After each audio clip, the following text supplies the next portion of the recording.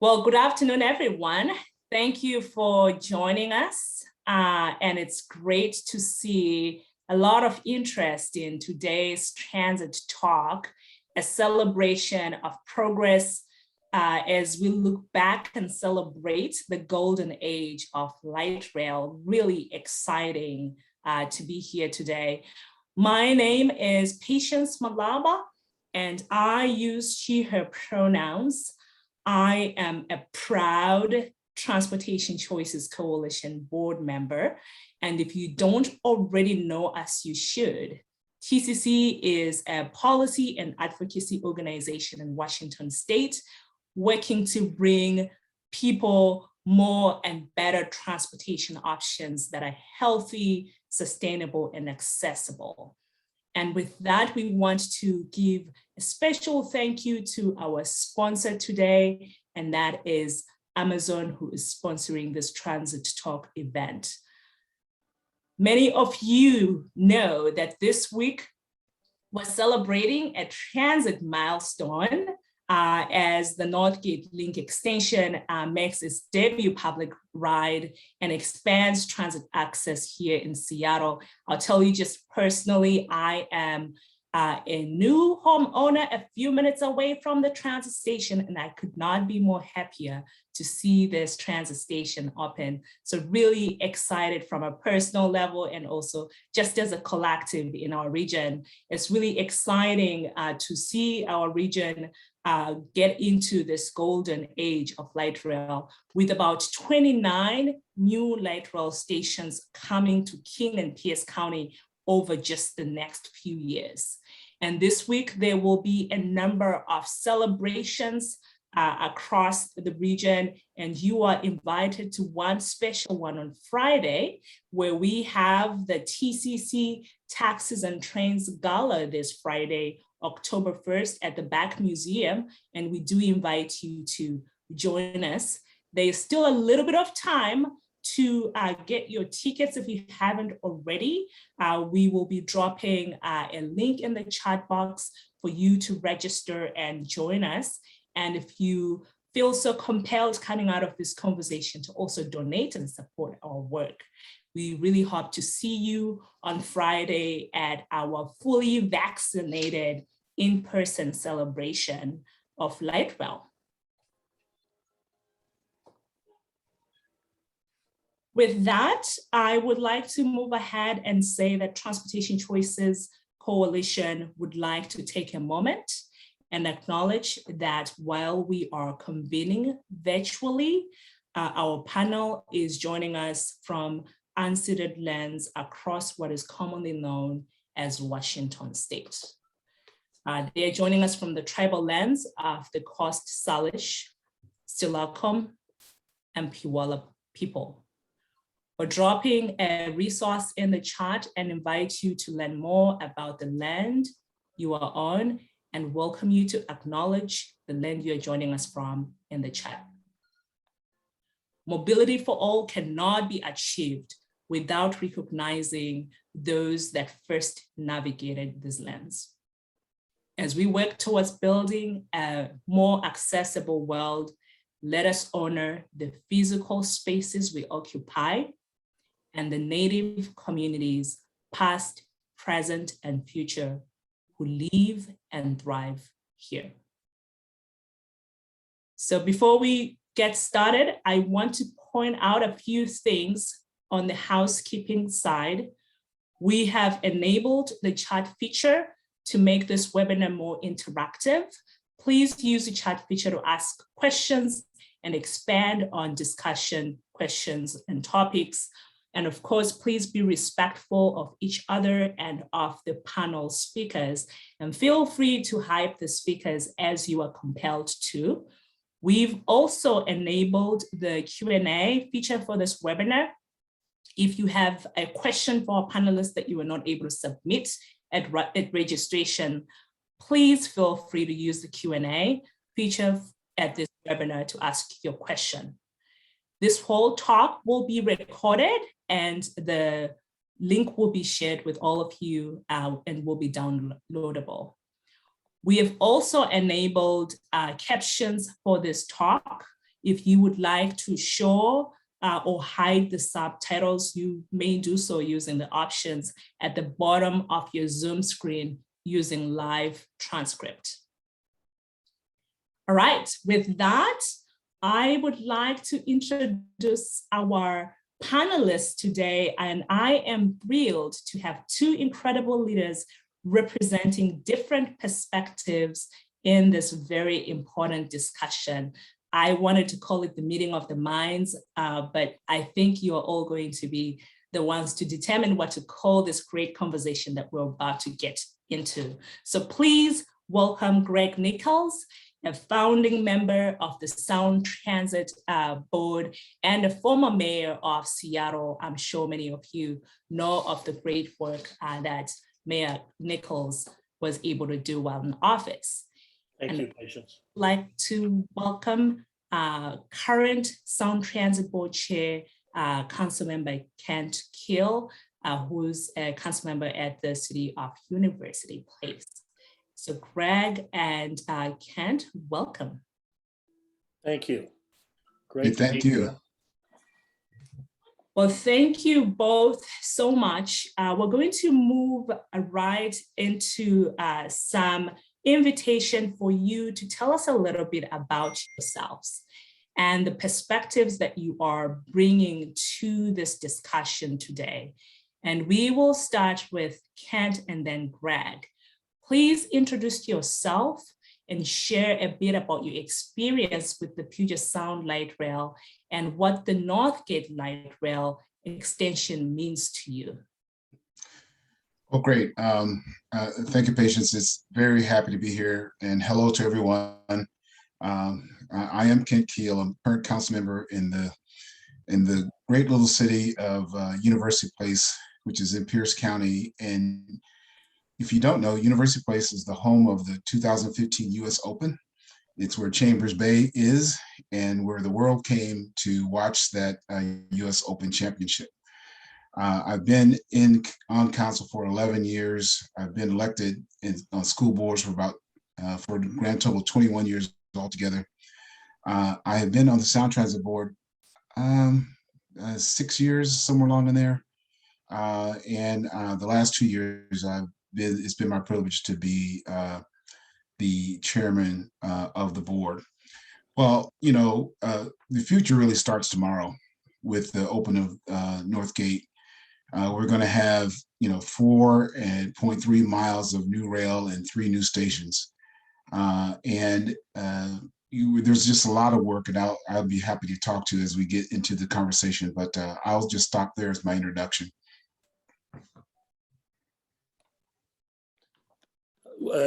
Patience, I'll just jump in. Chairman Keel, congratulations on a great achievement. Those 3 stations represent a huge step forward for our light rail program, and there's certainly a lot more to come that we can see all over the region, so well done. Well, if this is the golden age of light rail, I must represent the iron age, because I was a board member in 1993 at our very first meeting. But my journey with light rail and with Sound Transit actually began before that.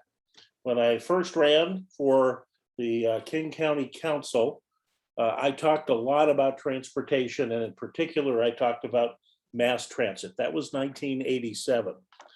And the backdrop is that in 1968 and 1970, major rail transit systems were defeated at the polls here in King County. The first time it was very close, and the second time was during the Boeing bust, and it was not close. And so conversations about rail transit, mass transit, light rail really did not pick up again until the late 1980s. In 1988, the King County Council, led by Councilmember Cynthia Sullivan and I, put on the ballot an advisory question. We asked the voters, would you like us to begin planning and funding a light rail system that would begin construction in 1995 and open stations in the year 2000? 70% of the voters said yes, and that got us rolling. We quickly realized that light rail and rail transit is not a one county show. It's something that requires the region to come together. And we've never worked together as a region on anything other than planning. We've never done anything, built something together. So we had to create it out of nothing. And that's where the idea for Sound Transit, which was originally called the Regional Transit Authority, the Central Puget Sound Regional Transit Authority, came from. And it was led by a House member, the chair of the Transportation Committee, Ruth Fisher from Pierce County, from the Tacoma area. She got it through the legislature, and the 3 county councils in King, Snohomish, and Pierce got together, and we all approved joining this infant organization. I suppose if I had known that that was going to occupy all 22 years of my public life, I might have had second thoughts. On the other hand, the days that the first stations opened, just a couple months before I left office 22 years later, it was worth it. What we've started and what Chairman Keel and his colleagues are continuing is going to create a regional transit system that will change forever the way people get around our region. And I'm looking forward to your questions tonight and having a great celebration on this weekend when we open up these new stations. Thank you. Well, thank you both so much. There's a lot of excitement around this conversation, and we've received quite a number of questions that we will dive right into, and I'll continue to remind folks to just go to the Q&A and post your question there. Our first question is from George, and Greg, you've already sort of touched on this with your Iron Age era point, but could you briefly go over the chronology of current and future light rail in the Seattle area, including conversations and decisions to design link light rail as a regional service rather than as a more traditional urban-centered subway system? I know I've read the 1988 question that you posed to voters to ask even should we move forward to plan transit and all those details. So if you could go over that, and then Councilmember Keel, if you could share what is to come in the future here with light rail. So over to you, Greg. So after the 1988 advisory ballot, Metro Transit took over planning for light rail, quickly realized that it was a regional deal, and we worked with the legislature to create the 3 county authority. The 3 counties agreed to participate in the authority. We worked hard. We went out to communities all over the region, and we put a plan on the ballot in March of 1995. That, unfortunately, was not successful. In fact, in Everett, we were less popular than Prohibition.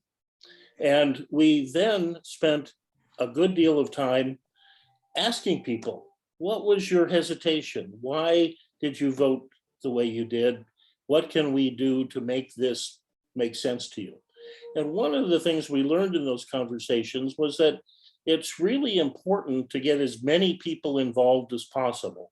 And so a presidential election in 1996, we felt was a good opportunity. We lasted the 18 or so months between those 2 elections with no revenue. We were without any resources. We borrowed money from King County in order to keep our doors open, and we reduced staff to 22 people. So it was a tough time, but in 1996, we put it on the November ballot, and we won in all 3 counties. And that was the Sound Move program that stretches from the airport at the south end to the University of Washington station at the north end.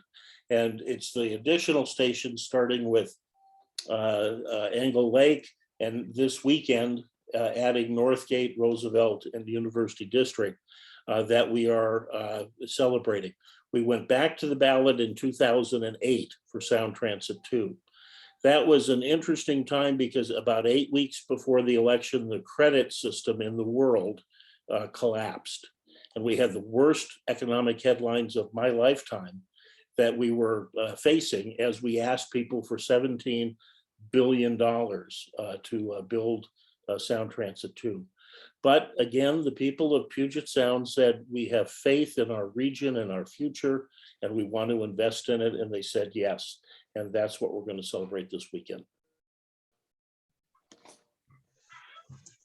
Great, and thank you. And Mayor Nichols, I just tip my hat to you and your colleagues and for your tenacity in keeping things going. And as we were all stating, Northgate is a great jewel opening up this weekend with the 3 new stations. But beyond that, next year we're going to open 6 new stations in Tacoma, which is extending the T-line from downtown Tacoma to Stadium and to the Hilltop, if you're familiar with Tacoma. And as a Pierce County person, I am, of course, very excited about that. And then in 2023, we'll open Eastlink. And Eastlink is the single biggest extension in our history. It's going to have 10 new stations. It'll be 14 miles of light rail. And Eastlink will operate on what we're going to call our new 2 line with trains from Redmond, Bellevue, Mercer Island, and then continuing downtown Seattle all the way up through Northgate. And actually, that's going to effectively double our service between Chinatown and Northgate. And if that weren't enough, in 2024, we're going to open 3 new projects in the same year with 9 stations in Kent, Des Moines, Federal Way, Redmond, Shoreline, Montlake Terrace, and Linwood. And so as exciting as this weekend is, Northgate is just a small taste, really, of what the next 3 years. I mean, I couldn't be more excited about the next 3 years. In summary, we're going to be opening 25 more light rail stations and 36 more miles of light rail track. That's really amazing. Thank you so much. And when I think of some of the expansions, you mentioned the East Link, and thinking of the massive amount of growth that those areas are going to be experiencing, it makes me wonder what this milestone means to both of you, what you think it means to our communities with this growth. So if you could both just speak to that question. We have a question from the audience around what this means for us as a region. So for me, a couple of things. The stuff that's being built now is Sound Transit 2. It was voted on by the people in spite of a worldwide recession. So it represents really faith in the future, a confidence that the Puget Sound region, that metropolitan Seattle, our 3 counties, Central Puget, however you want to characterize it, has a strong future, and one that's going to require us to be able to move. I think, the strongest sense of, oh my goodness, we really have changed the game when the Capitol Hill station opened. I spent some of my ill-spent youth on Broadway and the Capitol Hill neighborhood where my parents had moved when I was going into middle school. And so I know that area, I know that neighborhood well. When that station opened, Capitol Hill became 3 minutes from downtown and 3 minutes from the University of Washington. That was unthinkable 5 years ago or 10 years ago. But today it is reality. For people in the North End, they will be able to, in some cases, take the bus to Northgate and come in. They'll be able to avoid having to drive that I-5 nightmare day after day after day. And obviously, as we open further south into the east, we're going to have a similar impact, a real impact on the lives of the people of Central Puget Sound.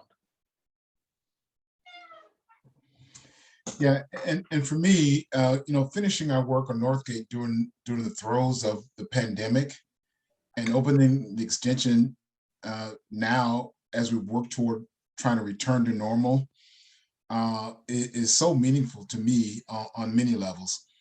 First, it speaks to the commitment that Sound Transit has to fulfilling the voters' mandate, that mandate to deliver all of the extensions. And after a brief interruption in 2020 during the spring, we continued that essential work for the region by completing the job. Second, it's substantive. It's a substantive reminder of what is in store for South King County and Pierce County over the next few years. And it tells me that we're on track to really deliver what we've promised that we're going to deliver in Tacoma and also in Federal Way in 2024. That's the real meaning, I think, of all the stuff that we're doing now. It's the idea that mile by mile and station by station, we're now busy connecting the entire region, linking employment, job centers, and giving everyone in this region access to opportunity to experience high capacity, reliable transit. Thank you, Councilmember Keel. You bring up 2020, and that really raises this very topical question of realignment that you most recently worked on. So I'm wondering, what have we learned about planning, collaboration, and the scoping process and policy goals through that realignment process and the changes that were made? Yeah, that's a real easy, uncomplicated question, Patience. No, yeah, of course I'm kidding, but seriously, the realignment process was a continuous learning exercise as we adapted to ever-changing conditions. First, again, it was a pandemic. And then, as everybody read about, it was about our project cost increases.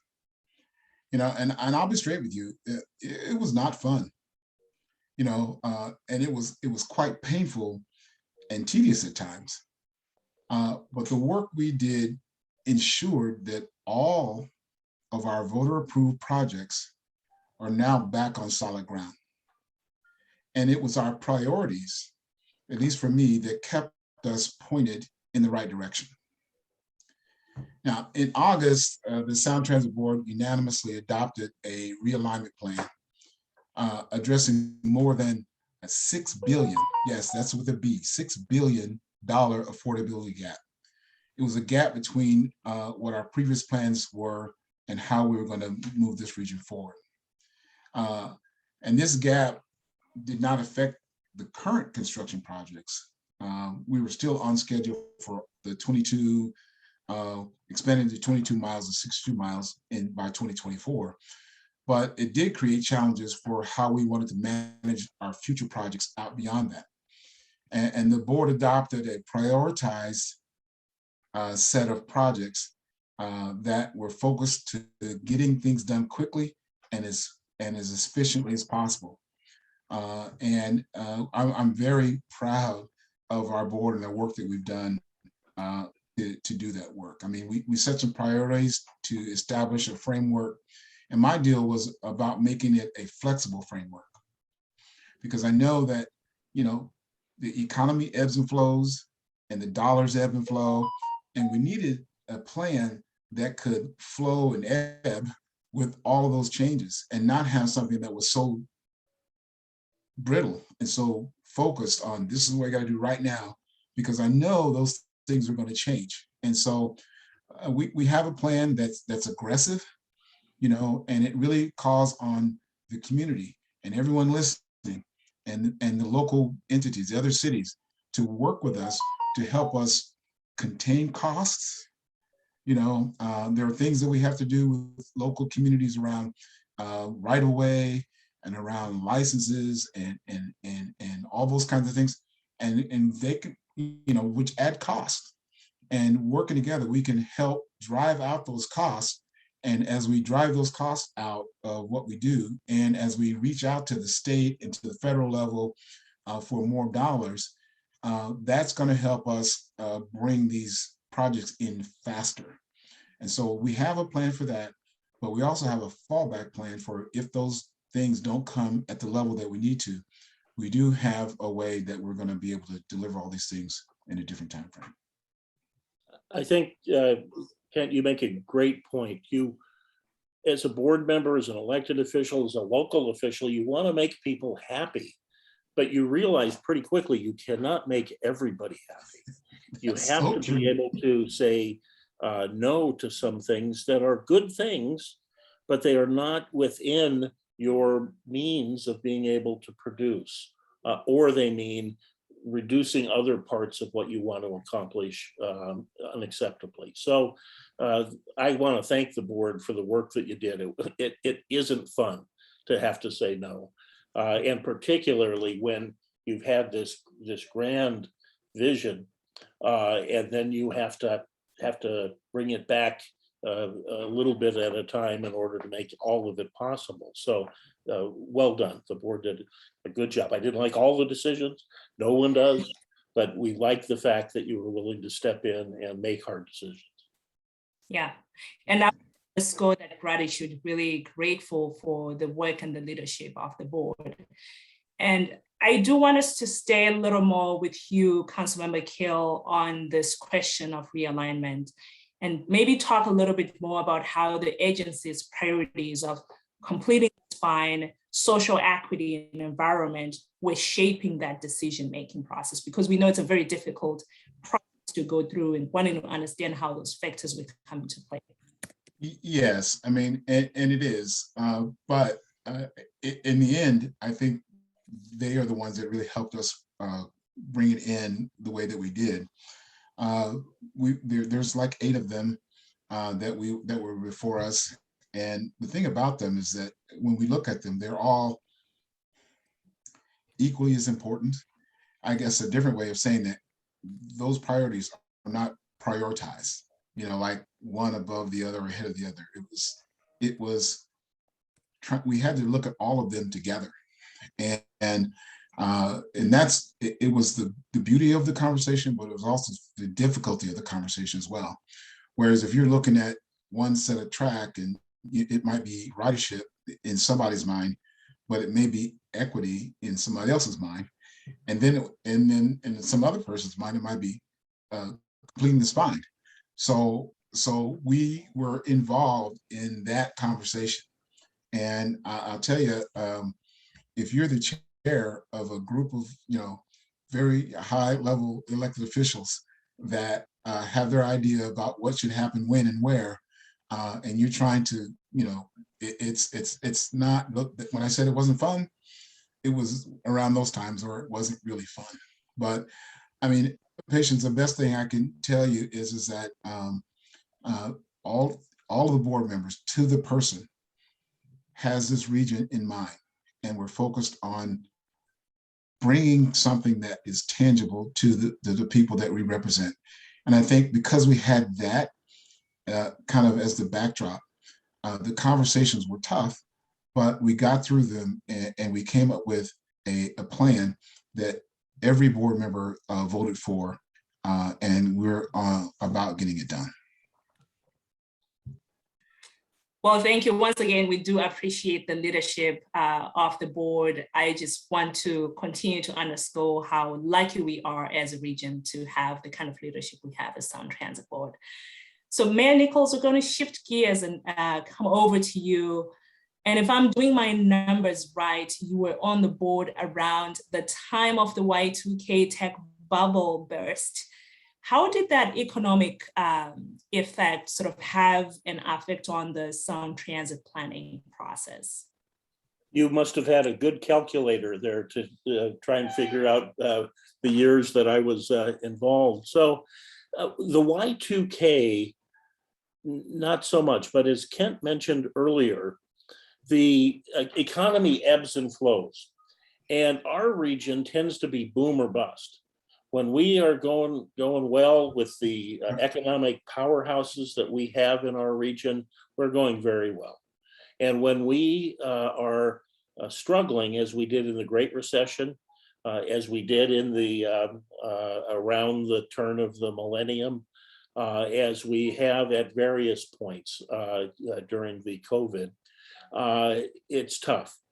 And so what you need to do is you need to have sort of that longer range forecast, much like those of us who are planning for retirement. You can't just do, oh, the market is down, I'm doomed. You have to realize it's going to come back, it's going to go down, it's going to and be able to ride that out.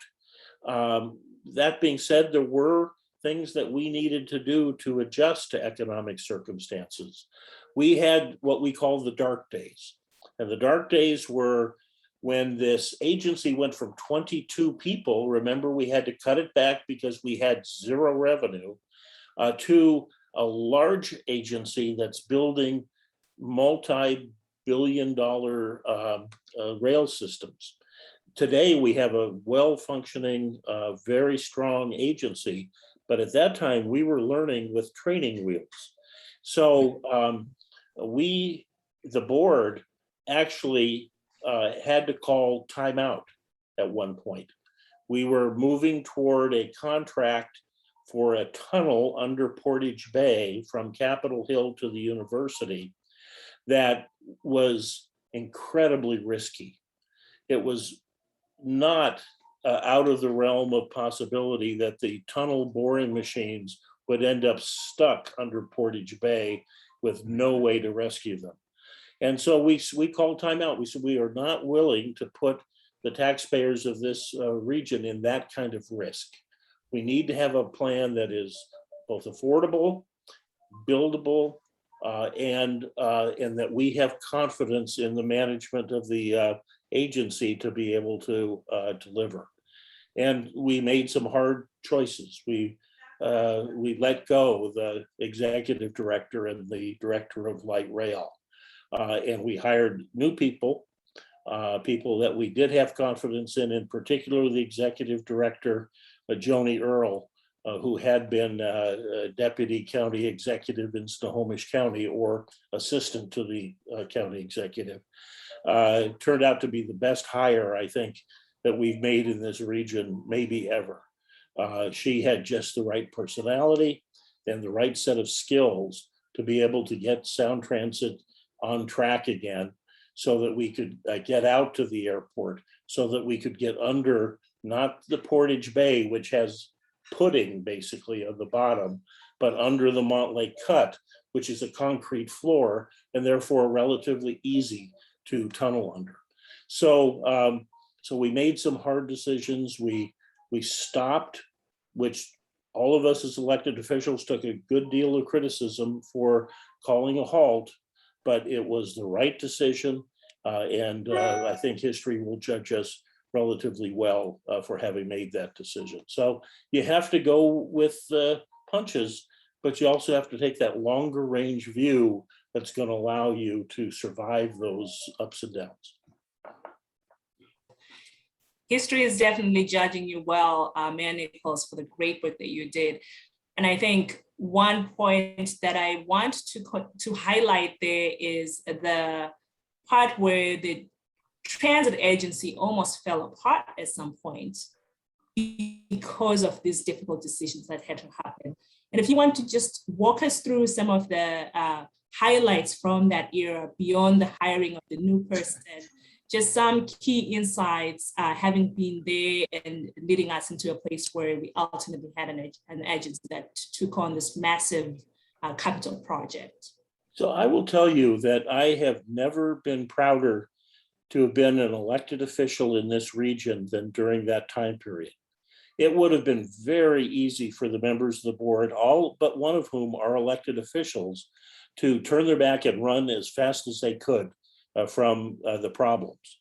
But with very few exceptions, the elected leaders stood tall, took the slings and arrows, took the time to make the right decisions and move forward. And there were a number of people who helped to make that happen. The board chair, after we were defeated in '95, was Bob Drewell, the county executive of Snohomish County. And as I said, we were less popular in Everett than Prohibition. But Bob, in an election year for himself, took it on, got us through to a successful election. Dave Erling, later mayor of Edmonds, took the reins of Sound Transit as chair and got us through those very difficult days in the valley of death, if you will. Ron Sims helped us to restore our credibility with the federal government so that we were able to access FTA funds in large amounts. So we had champions who were willing to step forward at needed times, and all of the board, virtually all of the board, stood tall behind those leaders and helped them to be successful and for us to get the project done. It was, as Kent said, difficult decisions, not fun. Those were difficult times, not fun. But Kent, I will tell you that the day that we opened our first 12 stations, and then 6 months later, the 13th station at the airport, it is all worth it. Oh yeah. Yes, it is. And again, tip of the hat to you guys. I tell you, we're standing on your shoulders. And I'm very appreciative of the work you guys did back then. We're proud Took the words out of my mouth there, Councilmember Keel. We're really standing on the shoulders of giants here. So we'll spend a few more minutes just with you, Mayor Nichols, with this question coming from Maria and shifting us to talk a little bit about disability justice, which, as you know, is very important in transportation. Could you touch on the evolution of ADA accessibility in light rail? What are plans around upcoming new ADA requirements and more comprehensive accessibility improvements? If you could talk a little bit more to that, and Councilmember Keel, feel free to chime in as well. Yes, especially the current stuff, because I've been out of this for a while now. I will tell you, I was very proud to be from this region when I went to my first conference of APTA, which is the American Public Transit Association, because there were many jurisdictions in the United States and in Canada that were not taking the ADA seriously, were not making systems accessible in any real way. And there were protests. There were people who would come in their wheelchairs, for instance, and basically chain themselves to the elevators in the hotel buildings that the conference was being held. But if you said you were from Metro Seattle, they let you pass. Because Metro and our region, and that includes the other transit agencies in our region, have taken it seriously. And Sound Transit was conceived and built on the idea that it needed to be accessible for every person. And that, I am sure, is true today. I don't know what's new in ADA, what's changing and the like. I've been out of practice for a while, but I am sure that that same ethic is in place today.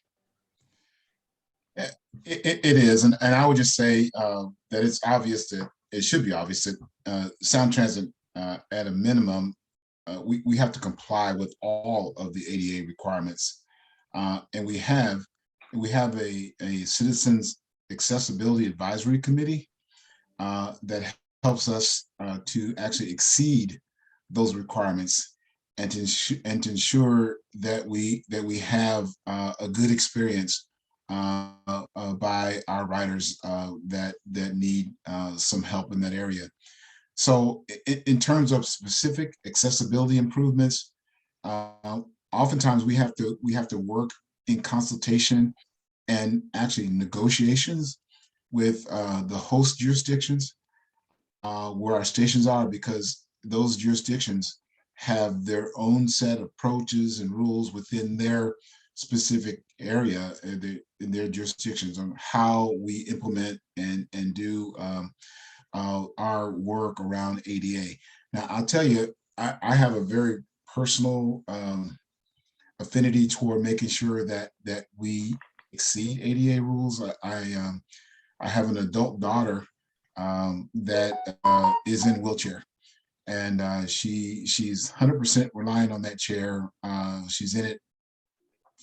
She's in that, or she's in her bed or doing something else, and so she has to be there 100%. So I completely understand the need of making sure that our facility is ADA accessible.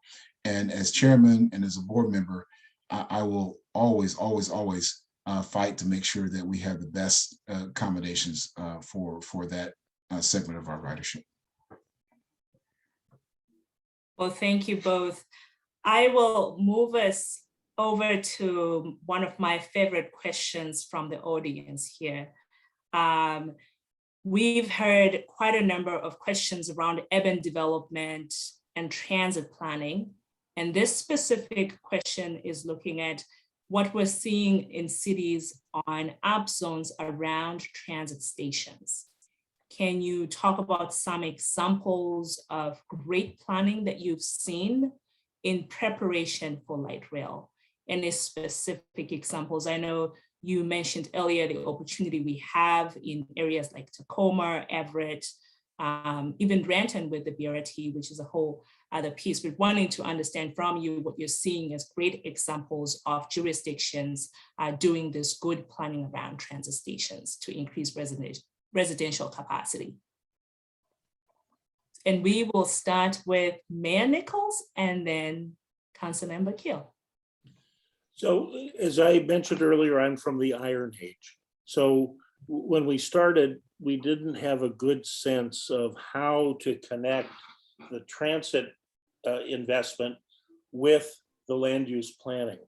The region was going through growth management, and we were learning how to do that kind of analysis and how to stage those policies. But later, when I became mayor, we were very, very keen to make sure that the transit investments were, if you will, fully exploited by putting density around those stations, ensuring that there were a lot of jobs, a lot of housing, and a particular emphasis on affordable housing, worker housing. And I think if you look at the areas around those first stations that opened up, you'll see that. The Capitol Hill station's a great example of that, but there are a half a dozen others as well. The Capitol Hill station, if you haven't visited it, across from Dick's Drive-In, a iconic Seattle area business, there were basically single-story buildings there. Those were taken over by Sound Transit as a construction zone, as a place to mobilize all of the equipment. And now they're 7 or 8 story buildings housing many hundreds of people. And in the University District, you can see how investment is anticipating the arrival of the light rail and on down the line. So I think we have figured out how to do it. It's important because those transit investments are significant, and we need to make sure that as many people as possible can access them directly, and others, of course, will access them by changing around the bus system and how it serves it, by providing space for bicycles and for encouraging pedestrians. So that land use planning and the transportation investment, they need to go hand in hand. And that's a lesson we've learned, I think, and now we're doing pretty well at. Yeah, and what I would add to that is that in this upzoning, it really is very localized, and it's a city effort. And Sound Transit, we have almost no control over that, and cities all respond differently to upzoning, and it's based upon what they perceive their community's needs are.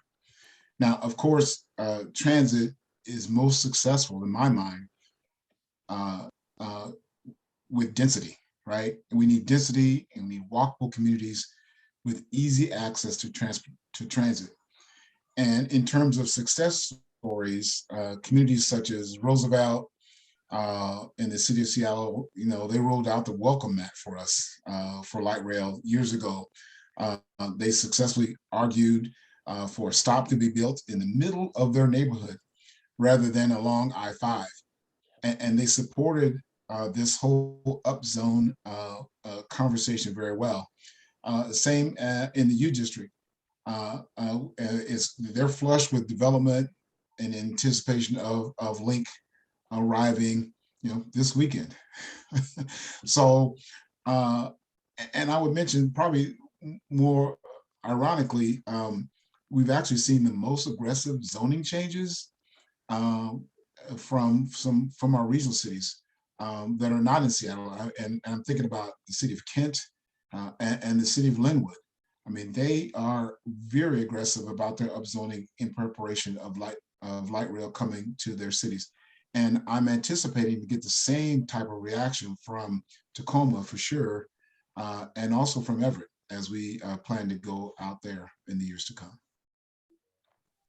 Well, thank you both. I must say that for me, the intersection of transportation and land use planning is really the place where we not only leverage the $53 billion investment in transit, but we also create complete communities and at the same time fight climate change. So we cannot be missing that opportunity. And it's really been great to see so many jurisdictions step up to increase their residential capacity. And we continue to call for more action around making sure that we're leveraging this public investment. So thank you for alluding to both those points and knowing how difficult it gets in these conversations with different communities wanting different residential capacity of preference. So it's a whole navigation there.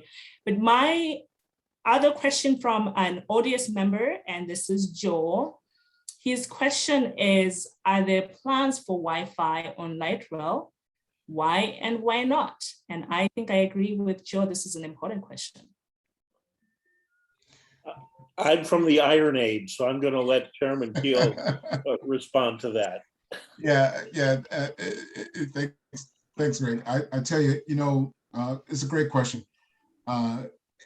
So in the short, there's not Wi-Fi. Metro, provided Wi-Fi on some of the downtown tunnel stations, but that was before we had fast, reliable cell service and mobile data in our tunnel stations. I think really the question is more about connectivity, right? For wireless connectivity for people rather than the specific technology of Wi-Fi. Because I would say now everybody's moving to something called LTE and 5G, long-term expansion and 5G, which is a lot faster than Wi-Fi. I mean, Wi-Fi is older technology. It's fraught with a lot of technical difficulties, not the least of which is not very secure.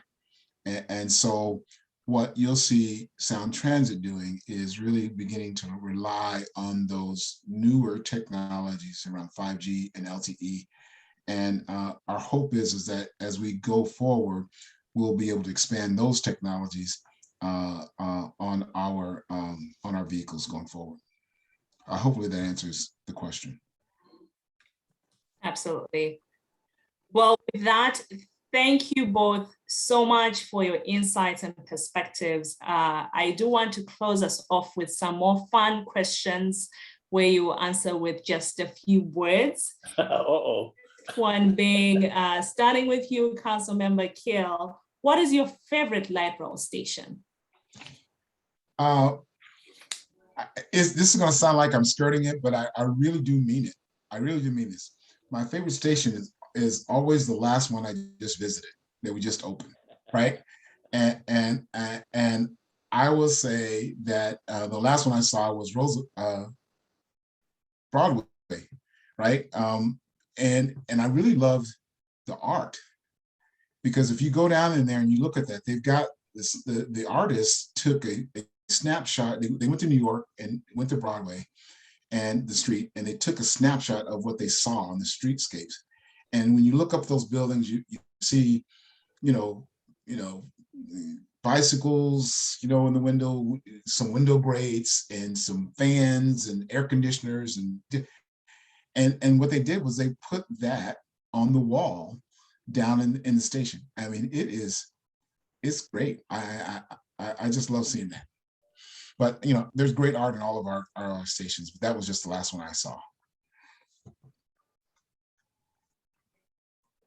Mayor Nichols? Sorry, Same that was a question for long me. word. So of the ones that are open, I have a story about each and every one of them. My favorite, I think, is Columbia City. It's the first one when you've really gotten out of the center city, though it's still pretty close. But the way that it connects that neighborhood to the rest of the region, I think is marvelous. But that said, every station does that. I just think it does it in a way that I find very fun. I agree. There's a lot of agreements here from Kelsey on the Columbia City one. And I agree with you, Councilmember Keel. Hopefully on Saturday, you're able to come and see the pedestrian bridge opening. I plan to be there because it is closer and it's in my neighborhood. Now we're starting off with Mayor Nichols. What was the most rewarding light rail project that you've worked on? So for me, it was Sound Transit 2, the things that we're opening this weekend and for the next few years. And the reason is it was the most fun I had in politics during my 22-year public life. If you remember the year before, 2007, the legislature put on the ballot something they called the road and transit referendum. It was a huge ask for lots and lots of highways and some transit. It was very controversial and it went down with a thud.